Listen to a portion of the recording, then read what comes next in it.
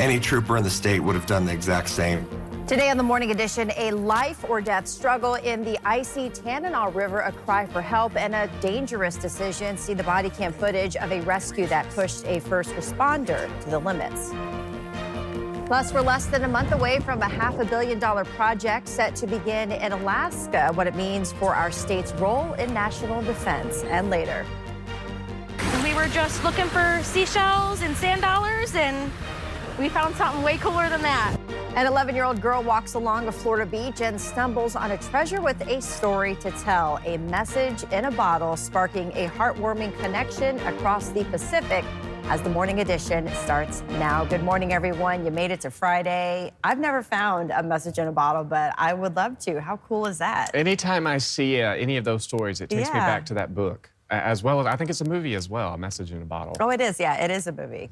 Yeah. Meantime, maybe one of these days we'll come across a nice little message. Maybe. But as far as this morning, we are waking up to some rain showers that are falling across South Central. We were talking yesterday that that rain would move in for that morning commute, and that is what we're seeing this morning across South Central. Those overcast skies remain. Those breezy conditions still with us as well. 45 degrees currently here in Anchorage. You can see those winds gusting up to 35 miles per hour. We're still going to hold on to some of those gusty conditions today, although nowhere near the peak winds that we did see yesterday afternoon into the evening hours. So we've got those 30s into 40s across South Central, rain out towards Prince William Sound. Notice across western parts of South Central, this is where we're beginning to see some of that heavier rain pushing through. Here in Anchorage, we're beginning to see the leading edge of that rain building into the Anchorage Bowl. But you can see out towards the Cook Inlet region, down through western parts of the Kenai, this is where we are seeing some of those heavier downpours to start off your Friday morning. And we've been seeing persistent rain over the last 24 hours out towards Prince William Sound. That will stick around throughout the remainder of the day. But if you're driving into the city this morning from the valley, be prepared for some rainy conditions along the Glen Highway. Not terribly rainy, but we are going to keep with this light rainfall for a good portion of the day. We'll see some of that heaviest activity out towards Prince William Sound. And we are going to see temperatures today noticeably cooler across South Central. And we're also going to tap into those winds that have been with us so far this morning. The winds, not the gusts themselves, but the winds are anywhere from about 5 to 20 miles per hour. But we have seen winds gusting as high as about 40 miles per hour through the overnight hours. So that wind forecast throughout the day, again, gusty winds remain, although nowhere near as strong as yesterday. We'll see those winds anywhere from about 20 to 35 miles per hour. I'll have more on that in that 7-day forecast for you coming up. Fairbanks 2064, I have a tow strap down to him he's holding on to. We're going to need EMS to be able to hoist him out of the river about 15 feet high. A life or death moment unfolding in the interior, the body cam footage, and the homemade harness that helped a trooper save a man from freezing waters. Today's top story, a man is safe this morning, all thanks to the quick thinking of an Alaska State Trooper in Tanana. A caller reported hearing cries for help coming from the Tanana River near the Tanana Ice Classic site. Trooper Nathan Hollenbeck rushed to the scene and fashioned a makeshift harness out of climbing rope to reach the man who was trapped under a steel seawall. The 37-year-old, identified as Jonathan Pitka, was severely hypothermic and too weak to keep himself above water. Well, as Pitka began to drift out of consciousness, Hollenbeck lowered himself into the water to keep Pitka's head above it. Mr. Pitka was, again, losing consciousness. He was losing strength. He wasn't really holding on to the tow strap any longer, and he wasn't holding on to me any longer. So I lowered myself into the water to help support him and keep his head above the water surface. Hollenbeck stayed with him for 30 minutes until a rescue boat arrived. Both men were taken to a hospital to be treated for hypothermia. Hollenbeck said his core temperature was down to 95 degrees, but ultimately it's the job he signed up for. At the Department of Public Safety and Training Academy, we have cold water exposure training, which exposes us and demonstrates to recruits what that cold water exposure will do, including that reduced dexterity, strength, reduced core body temperature, things like that. And we're actually exposed to that and tasked with completing multiple tasks in a team environment in the water to try to combat that. So I had some training and experience in that, which gave me a little more confidence to be able to get in the water. But any trooper in the state would have done the exact same. You can read a full account of the rescue on our website. The body of one of two missing boaters in western Alaska has been found. Alaska State Troopers say searchers recovered 65-year-old Albert Williams Thursday morning about 20 miles from Macoriac. The search for 72-year-old Samuel Shavings has been suspended. Williams' daughter, Dallas, told Alaska's news source the family is relieved to have answers and now prays Shavings will be located too. Williams' 19-year-old brother was the only person rescued from the capsized boat. She says he's doing the best that he can right now. And an Anchorage attorney accused of helping a Mexican cartel traffic drugs in Alaska will stay behind bars. A federal judge made that ruling Thursday after 44-year-old Justin Facey appeared in court with his defense attorney. Facey pleaded not guilty to drug and firearm charges, and his lawyer says they're working to get him into a treatment program. Prosecutors say Facey used his home to distribute drugs while illegally possessing guns, and that he used his law license to support a cartel's drug network. Senator Dan Sullivan says a game-changing military training center is about to take shape on JBER. This has been a passion project for Sullivan, who says the estimated $250 to $500 million facility will bring jobs, expand military readiness, and position Alaska at the forefront of global defense training. Investigative reporter Johnson Kuhn has the details. Well, it's something I've worked on for a long time. Speaking with me after welcoming the new chairman of the Joint Chiefs of Staff to JBER, Alaska Senator Dan Sullivan had the base on his mind. As he detailed what will be the new Joint Integrated Test and Training Center seen here in a rendering. The senator says that the project's first $250 million construction phase will mean jobs for Alaska. Long term, he says the new center helps better train service members by adding to the base's training area known as the Joint Pacific Range Complex, or JPARC. It integrates both training and the very high-end, highly classified operations that we do at JPARC in terms of challenging our fifth-generation fighters, in terms of integrating both real and virtual training missions, and it will make our training facility here, which I already think is the best in the world, the premier training area probably on the planet. That area, the U.S. Army Corps of Engineers says, will mean a 150,000 square foot, two-story facility with 426 computer servers. The only place in the U.S.'s Indo-Pacific Command to host multi-domain simulators. To handle all electrical demands, a 15 megavolt amp substation. Just as important, the senator says room to train joint forces and members from 2 or more countries. Really important to be able to both integrate real world and virtual training, but also to test. And what we do already at JPARC, but this JITC will help us do it much better, is to test our capabilities, our vulnerabilities, and that's really, really important to make us a more lethal force, to make our Air Force in particular the strongest, most lethal Air Force in the world. The project is anticipated to be completed by the fall of 2029. Johnson Kuhn, Alaska's news source.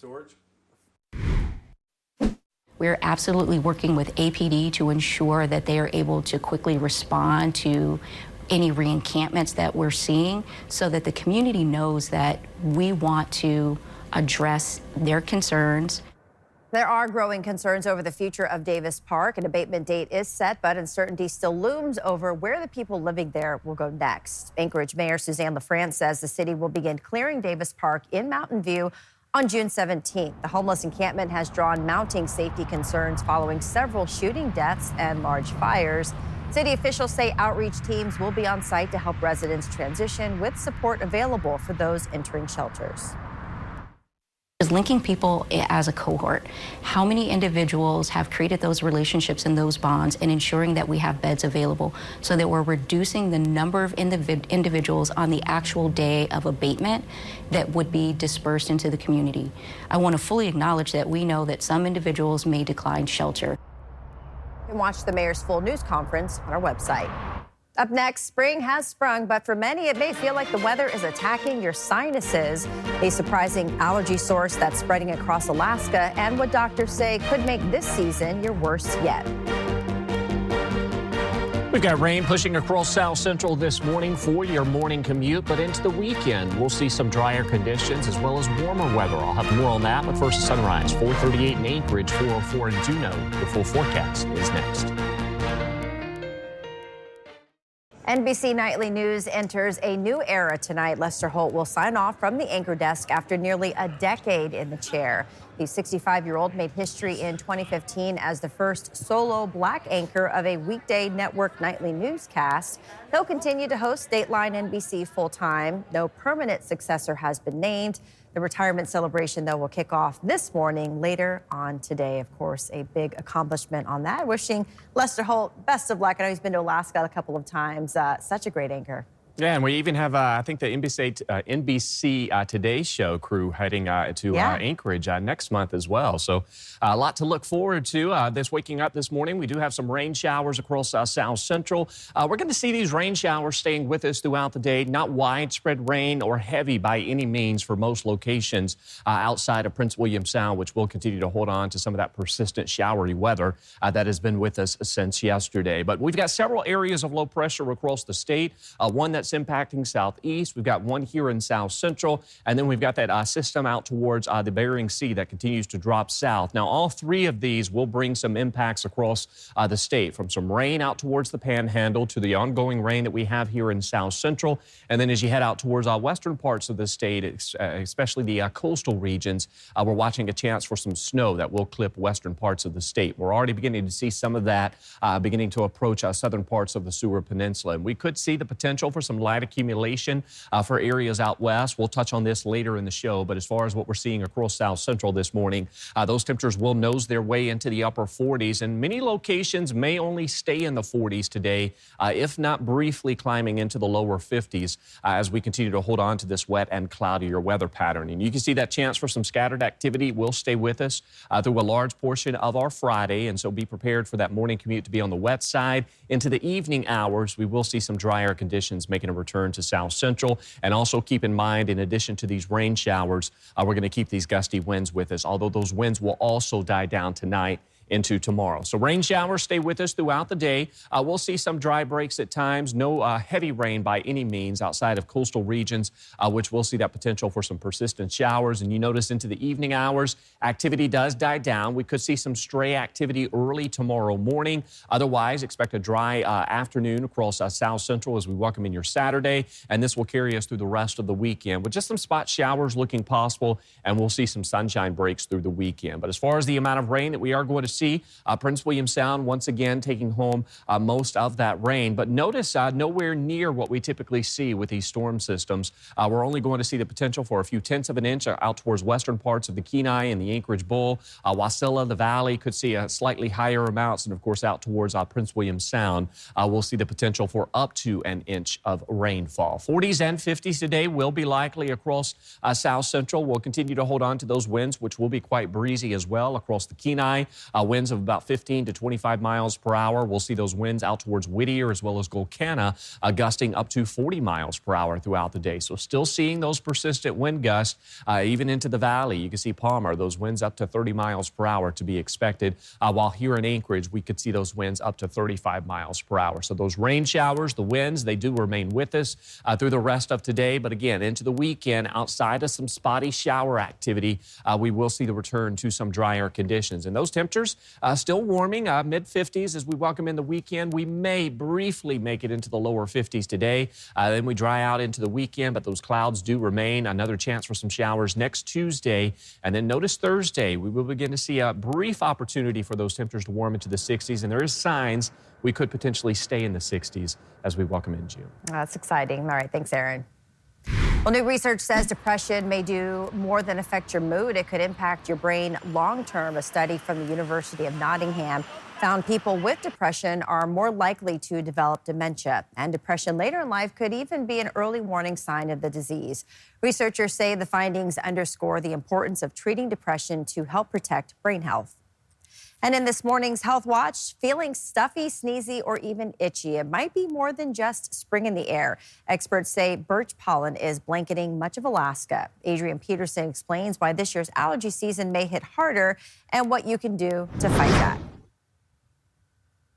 While a variety of plants produce pollen that cause allergic reactions in the spring, birch trees are the predominant cause of an allergic reaction due to the size and shape of the pollen. That's according to Dr. Anthony Bonatadibus, an allergist in Fairbanks. If you look under a microscope, each pollen has certain shapes and pores to it and ridges to it. So birch has the right size, it has the right abundance, and it's easily airborne compared to some other larger pollens. Bonatadibus says many who find themselves allergic to birch pollen won't actually experience symptoms during their first few summers, as the body builds up an immune response after multiple seasons of exposure.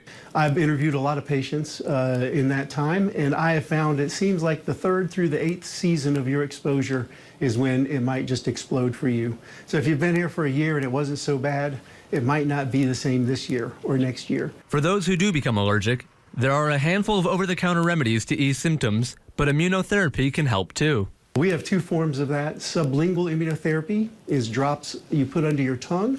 It's just drops of what you're allergic to. We do a concentrated birch pollen immunotherapy in the spring. We started in April. You got to start it before it hits outside and continue through June. And then there's a subcutaneous immunotherapy, which is allergy shots. And that's where you come in year-round and get an injection of what you're allergic to. But over time, it can break your allergy, so to speak. Dr. Bonatadibus says avoiding the allergen is key, but not always easy. That said, staying indoors, removing clothes with pollen on them, and having a HEPA filter in the home can help reduce exposure. Adrian Peterson, Alaska's news source. This is your final reminder that May is the annual May No Child Go Hungry Drive, a partnership between our Fairbanks stations, KTVF, KXDF, and KFXF, to benefit everyone served by the Fairbanks Food Bank. 40% of people helped by the food bank are children. Learn more about the campaign by using the QR code on your screen. Thanks for listening to our podcast. Click subscribe so you can get the latest podcasts from Alaska's News Source automatically, and stay up to date with breaking news and in-depth reporting available for free 24/7 with the Alaska's News Source app.